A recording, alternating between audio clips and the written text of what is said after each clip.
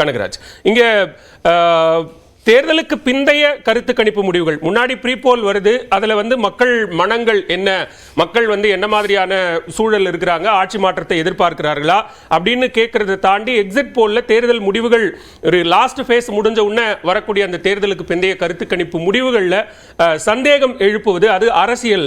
ஒருவேளை அது ஆதரவாக வந்தால் அது அவர்களுக்கு சரி அப்படின்னு சொல்றதும், எதிராக வந்தா அது முற்றிலும் தவறு, அதை நிராகரிக்கிறோம் அப்படின்னு சொல்றதும் எப்படி சரியா இருக்கும்னு கேட்கிறாங்க.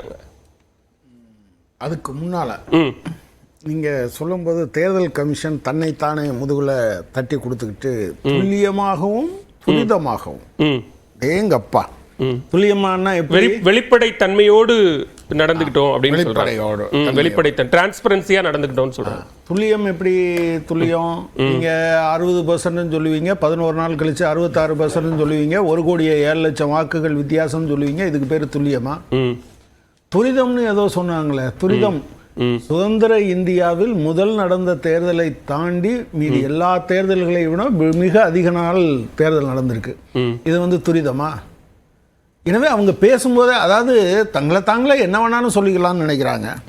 அடுத்து நீங்க கேட்டீங்க, அவங்க சொன்னா தப்பு, நீங்க சொன்னா சரியா அப்படின்னு ஒரு கேள்வி கேட்டீங்க. 1 1 3ன்னு சொன்னாலும் சரி, 5ன்னு சொன்னாலும் சரி, 6ன்னு சொன்னாலும் சரி, 1 1 2ங்கிறது மட்டும்தான் உண்மை. எனவே நீங்க என்ன கேட்குறீங்கன்னா, ஒருத்தர் 3ன்னு சொல்றாரு, ஒருத்தர் 5ன்னு சொல்றாரு. நான் இப்படி கேட்குறேன், நமக்கெல்லாம் ஞாபகம் இருக்கும் 2004 இதே மாதிரி இந்தியா சைனிங்னா அது ஷைனிங்கு, எங்க பார்த்தாலும் ஷைனிங்கு. NDTV ஏசி நில்சன் பிஜேபிக்கு கொடுத்தது 250. சரி, எது எக்ஸிட் போல். ஆஜ் தக் மார்க் கொடுத்தது 248. ஸ்டார் நியூஸ் சி ஓட்டர் கொடுத்தது 275. சி தலீம் கொடுத்தது 249. சஹாரா டிஆர்எஸ் கொடுத்தது 278. அவுட்லுக் MDRA கொடுத்தது 280. சரி, இதுல எதுவுமே 200 கீழே இல்லை. பிஜேபி எத்தனை சீட்டு ஜெயிச்சது? அந்த தடவை 189 சீட்டு ஜெயிச்சாங்க. சரி, இதே போல காங்கிரஸுக்கு அவங்க கொடுத்தது, அவங்க ஆக்சுவலா ஜெயிச்சது 222. 200க்கு மேல ஒரே ஒன்று NDTV மட்டும் 205ன்னு கொடுத்துருந்தாங்க. வேற ஒருத்தர் கூட 200 தாண்டலை. நான் என்ன கேட்குறேன், இதில் இத்தனை பேரும் சேர்ந்து சொன்னதெல்லாம் தப்புன்னு நினைக்கிறீங்களான்னு ஒரு ஸ்ரீகாந்த் கேட்டார். இத்தனை பேரும் தப்பாக தான் சொல்லியிருக்காங்கன்னு நான் சொல்லத்தானே செய்யணும். போன தடவை அதற்கு பிறகு 2014 2019 கருத்து கணிப்பு முடிவுகள் என்னவாக இருந்தது? நாங்க சொன்ன மாதிரி அந்த இடங்களை வின் பண்ணோம் அப்படின்ற வாதத்துக்கு வராங்க. 2014 2015 ஒப்பீனியன் போல்ல பீகார்ல பிஜேபி தான் அதிகம் ஜெயிச்சது. எக்ஸிட் போல்ல பிஜேபி தான் அதிகம் ஜெயிச்சது. நைட்டு 7 மணி வரை பிஜேபி தான் லீடிங். ஆனா ஆக்சுவலா ஜெயிச்சது ஜேடியும் RJDயும் சேர்த்த கூட்டணி. எப்படி அது ஆச்சு? நான் என்ன கேட்குறேன், ஒப்பீனியன் போல அப்படி கொடுக்குறீங்க, எக்ஸிட் போல கொடுக்குறீங்க, சாயங்காலம் 7 மணி வரை அவங்க தான் லீடிங். கர்நாடகா நடந்து முடிஞ்ச கர்நாடகா தேர்தலில் நீங்கள் அநேகமாக மதியம் 2 மணி வரை 118 சீட்டு யார் ஜெயிச்சிருந்தா லீடிங்கில் இருந்தா? பிஜேபி தான் லீடிங்கில் இருந்தது. போன தடவை மம்தா வெஸ்ட் பெங்காலில் அவங்க ஒரு மொத்த கருத்து கணிப்பு போட்டாங்களே, எவ்வளோலாம் போட்டாங்க? 294க்கு 217 போட்ட ஆட்கள்லாம் இருக்காங்க. நான் என்ன கேட்குறேன் அப்படின்னு சொன்னால், அப்போ இந்தியா சைனிங்கும் போது இருந்ததை விட இன்னைக்கு மீடியாக்களை தன் கட்டுப்பாட்டிற்குள் அவர் வைத்திருக்கிறார். எனவே அவங்க இன்னைக்கு அவங்க செய்ய போற தவறுகளுக்கான நான் என்ன கேட்கிறேன், இல்ல எங்களுக்கு அப்படி ஒரு தேவை இல்ல, அப்படி கட்டுப்பாட்டுல வச்சுக்க வேண்டிய தேவை எங்களுக்கு இல்ல.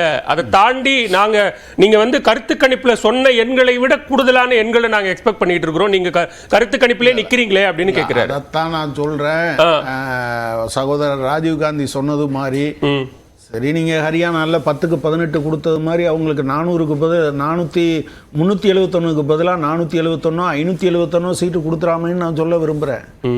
தேர்தல் ஆணையமும் அப்படி நடந்துக்க கூடாதுன்னு சொல்கிறேன். நான் என்ன தேவையில்லை அப்படின்னு சொல்கிறீங்கல்ல, களத்தில் நாங்கள் இருக்கோம். அப்போது நீங்கள் 295 அஃப்கோர்ஸ் அது சரியாக இருக்கலாம், தப்பாக இருக்கலாம், அசஸ்மெண்ட் இருக்கலாம். நான் என்ன கேட்குறேன், 3 பேர் ஒரே மாதிரியாக, அது எத்தனை, 371 125 47 இப்படி ஒரு சீட் எண்ணிக்கையை கொடுக்க முடியுமா? பொதுவாக சீட் எண்ணிக்கை எப்படி கொடுப்பாங்க, இதுலேருந்து இது வர, ஏன்னா சீட் கன்வர்ஷன் வரையில் பெர்சன்டேஜ் ஒன்றா இருந்தால் கூட சீட் கன்வர்ஷன் வித்தியாசமாக போடுற ஆட்கள் இருக்காங்க. ஆனால் அப்படி எதுவும் இல்லாமல் NDTVயில் தொடங்கி இந்தியா டிவி வர 371 NDAவுக்கு, இந்தியாவுக்கு வந்து 125, அதர்ஸ் 47. இது அப்படியே எப்படி வரும் நீங்கள் சொல்லுங்கள், உங்களால் நம்ப முடியுதா? இல்லை, அதுக்கு வாய்ப்பு இருக்கான்னு கேட்குறேன். இப்படி வருவதற்கு எத்தனை செஃபாலஜிஸ்ட் எல்லாம் ஒன்றா கூட்டினா கூட, பட் கருத்து கேட்டது வேற வேற ஆள்கிட்ட தானே, வேற வேற தொகுதியில் தானே, வேற வேற சாம்பிள் தானே. இவ்வளவு அக்யூரேட்டாக உலகத்தில் எங்கேயாவது வந்திருக்காங்க சொல்லுங்க நீங்கள். ஸோ தட் இஸ் வை நாங்கள் என்ன சொல்கிறோன்னா, அவங்க ஏதோ ஒரு பிரம்மாண்டமான திட்டம் போடுறாங்க. அந்த திட்டத்தினுடைய ஒரு பகுதி தான் அவர் சொன்னார்ல, எங்கள் காரியகர்த்தாக்கள் சொல்லியிருக்காங்க. அதாவது நீங்கள் வந்து மாநில தலைவர்கள்லாம் கொண்டாட்டத்துக்கு தயாராக இருங்க, அங்கே தயாராக இருங்க, இங்கே தயாராக இருங்கன்னு சொல்கிறது இருக்கு இல்லையா. இப்படி சொல்லுவது என்பதே அவர்கள் மிகப்பெரிய தவறு செய்வதற்கான ஒரு முயற்சியில் ஈடுபட்டு இருக்கிறார்கள் என்பதை காட்டுது. என்டிஏ கூட்டணியோ பிஜேபியோ சொல்றது என்ன அப்படின்னா, நீங்க தேர்தல் ஆணையத்தின் மீது குற்றச்சாட்டுக்களை சொல்வதும், இப்பவே வந்து தேர்தல் ஆணையத்துக்கிட்ட கடிதம் கொடுத்து புகார் மனு கொடுத்து சரியா கண்காணிங்க அப்படின்னு சொல்றதும், இப்பவே நீங்க வந்து ஒரு நரேட்டிவ்க்கு தயாராயிட்டீங்க, ஒருவேளை தோல்வி அப்படின்னா அதுக்கு காரணம் இதுதான் அப்படின்னு இவிஎம்மையும் தேர்தல் ஆணையத்தையும் குறை சொல்லிடலாம், குற்றம் சாட்டிடலாம், அதற்கு நீங்க தயாராகிறீங்க அப்படிங்கிறாங்க பாஜக. இல்ல, நான் என்ன கேட்கிறேன், இந்த 1,07,00,000 வாக்குகள் வித்தியாசம் வந்ததுல பாஜகவுக்கு எங்கேயாவது ஏன் இப்படி வந்ததுன்னு கேட்டிருக்காங்களா? 60% ஏன்டா 66% ஆச்சு, இந்த 6% எங்கிருந்து வந்துச்சுன்னு என்னைக்காவது கேட்டிருக்காங்களா? 11 நாளா ஏன் நீ இதை வெளியிடலைன்னு இவங்க கேட்டிருக்காங்களா? ஏங்க, நீங்க உங்களை மாதிரி தான் நானும், நம்ம 2 பேருக்கும் 11 நாள் ஆயிடுச்சு, ஏன் இவங்க வெளியிட மாட்டேன்றாங்க, இதுக்கு முன்னால எல்லாம் ஒழுங்காத்தானே சொன்னாங்கன்னு நம்ம எல்லாம் நினைக்கிறோம்ல. அது ஏன் பாஜகவுக்கு வரல? நீங்க அதுக்கு பதில் சொல்லுங்க. 11 நாள் இல்ல 100 நாள் கழிச்சு வெளியிட்டாலும் சரின்னு நினைக்கிறதுக்கு பின்னால என்ன இருக்கு? ஸ்ரீகாந்த் பதில் கேட்டுடலாம். ஸ்ரீகாந்த், மரியாதைக்குரிய கனகராஜ் அண்ணா வந்து வழக்கம் போல வந்து ஒரு பட்டாசு ஒண்ணு போடுறாரு. அதனால இதுக்கு நான் பதில் சொல்ல வேண்டியது அவசியங்கிறதுனால குறுக்கீடு பண்றேன். அதனாலதான் கொடுத்தேன், நீங்க சொல்லிடுங்க. அதாவது மிகப்பெரிய தவறுக்கு தயாராகிறார்கள் என்பது அவருடைய வளமான கற்பனையை காட்டுது. இன்றைக்கு இருக்கிற ஊடக வெளிச்சத்துல, இன்றைக்கு இருக்கிற நம்மளுடைய டெக்னாலஜியோட ஹைப்ல நம்ம இதெல்லாம் சாத்தியமா, நம்ம வந்து இப்படி பேசலாமா? முதல்ல அவரை மாதிரி ஒரு பண்பட்ட ஒரு மூத்த அரசியல்வாதி, அவர் வந்து எத்தனையோ தேர்தல்களை பார்த்திருக்காரு. இதெல்லாம் எப்படி அவங்க பேசுறாங்கன்னு தெரியல. அவங்க தோல்விக்கான காரணங்களை இப்பவே தேடவே கூடாது. எளிமைப்படுத்துறேன். அந்த வாக்கு சதவீதம் அல்லது அந்த வாக்கு எண்ணிக்கையில் இருந்த டிஃபரன்ஸ் குறித்து 11 நாட்களாக பாரதிய ஜனதா ஏன் கேள்வி எழுப்பவில்லை? அதுதான் அவரோட கேள்வி. நம்ம நிறைய இதை குறித்து பேசிட்டோம். அவங்களே ஒரு விளக்கம் கொடுத்திருக்காங்க. நாங்க வாக்கு எண்ணிக்கை மிஷின் முடிஞ்சதுக்கு அப்புறம் தான் தபால் வாக்குகள், மற்ற வாக்குகள் இதெல்லாம் என்ன வாக்குப்பதிவு இத வந்து தேர்தல் ஆணையம் மிகப்பெரிய விளக்கங்கள் கொடுத்திருக்கு. ரெண்டாவது அண்ணன் பேசுறப்ப சொன்னாரு, இவ்வளவு நீளமா ரொம்ப ஸ்லோவா போறாங்க, இது வந்து ஃபாஸ்ட் கிடையாது, துரிதம் கிடையாதுன்னாங்க. நம்ம சுதந்திரம் அடைஞ்சப்ப நம்ம எத்தனை பேர் மக்கள் தொகை இருந்தாங்க, இப்ப எத்தனை பேர் மக்கள் தொகை இருக்காங்க, எத்தனை பேர் தபால் வாக்கு பயன்படுத்துறாங்க, எத்தனை பேர் வந்து ஊழியர்கள் தனியா ஓட்டு போடுறாங்க, இப்ப புதுசா வயதானவர்கள், இப்ப எங்க வீட்டுல பெரியவங்க எல்லாம் வந்து வீட்டுக்கே மிஷின் கொண்டாந்து ஓட்டு போட்டு போனாங்க, தனியா தான் எண்ணி காட்ட போறாங்க. இது மாதிரியான வாக்கு சதவீதம் வரும்போது எண்ணிக்கை அதிகரிக்க தான் செய்யும். சொல்லுங்கன்னு சொல்றோம். தேர்தல் ஆணையம் அதை வெளிப்படையா சொல்லணுமே அப்படின்னு கேக்குறாங்க. விளக்கம் கொடுத்திருக்காங்க. நான் ஒரு கனகராஜனுடைய நேரத்தை உங்களுக்கு கொடுத்தேன், நான் முடிச்சிடுறேன். எல்லாருடைய முதற்கட்ட பார்வை வாங்கி. அதாவது அவர் வந்து என்ன சொன்னார்னா, அந்த தேர்தலுக்கும் இந்த தேர்தலுக்கும் எவ்வளவு பேர் அதிகமாயிருக்காங்க வாக்காளர்கள். ஏங்க, நீங்க போன தேர்தலுக்கு இந்த தேர்தலுக்கும் தானே பார்க்கணும். நான் எவ்வளவு தூரம் நடந்து வந்துட்டேன். நீங்க 18வது தேர்தல் நடக்கும்போது 1வது தேர்தலை வந்து கம்பேர் பண்ணலாமா? இதுக்கு முந்தின தேர்தல் தான் கம்பேர் பண்ண ஒண்ணு. இவ்வளவு பெரிய ஊடக வெளிச்சம் நம்ம எல்லாம் தப்பு பண்ண முடியுமா? ஏங்க, லட்சக்கணக்கான ஓட்டுல தப்பு பண்ண முடியாதுன்னு நீங்க சொல்றீங்க.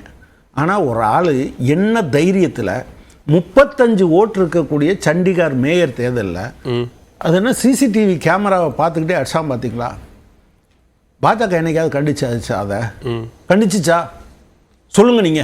அதாவது சுப்ரீம் கோர்ட் போகலைன்னா அங்க யார் இல்ல வந்திருப்பா? நம்ம அந்த மேயர் தேர்தலோட இந்த பொது தேர்தலை ஒப்பிடணுமா? இல்ல நான் அவர் கேட்டாரு, ஊடக வெளிச்சம் இருக்கும்போது நம்ம எல்லாம் இதை தப்பு பண்ண முடியுமான்னு கேட்டார்ல. சரி. நான் அதுக்கு தான் சொல்றேன், சிசிடிவி கேமராவுக்கு முன்னாலேயே ஒரு ஆளு தைரியமா பார்த்துட்டு இப்படி பண்றான்னா அதுக்கு பின்னால இருக்கிறது என்ன? மேல இருக்கவன் பார்த்துப்பான்னு நினைச்சிட்டாரு.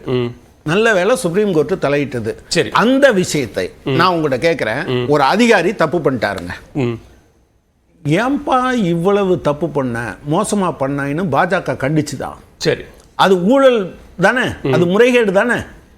இவன் தப்பு பண்ணவன் மேல நடவடிக்கை எடுங்கன்னு பாஜக சொல்லுச்சா? சரி. ஏன் சொல்லல? எனவேதான் சொல்கிறோம், அதை ஏற்பாடு செய்ததே பாஜக.